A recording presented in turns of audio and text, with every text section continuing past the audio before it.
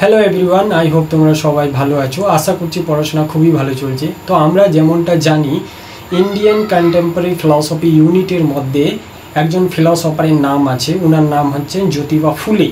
এই জ্যোতিবা ফুলের যদি জীবনটা পড়তে অর্থাৎ জীবন কাহিনী পড়তে তোমাদের অসুবিধা হয়, তাহলে তোমরা একটা মুভি দেখতে পারো। রিসেন্টলি রিলিজ হয়েছে, মুভিটার নাম হচ্ছে জ্যোতিবা ফুলে।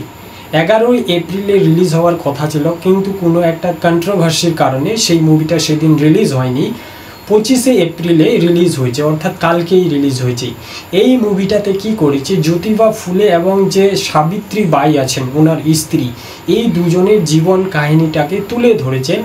এর সাথে ওনারা যে শিক্ষাটাকে, সমাজ সংস্কার শিক্ষাটাকে কিভাবে এগিয়ে নিয়ে এসেছেন সেই জিনিসটা খুব স্পষ্টভাবে দেওয়া আছে। তোমরা চাইলে এই মুভিটা দেখতে পারো, খুব একটা ভালো মুভি। মুভিটার নাম হচ্ছে জ্যোতিবা ফুলে। এটা রিলিজ হচ্ছে 25শে এপ্রিল, অর্থাৎ কালকেই।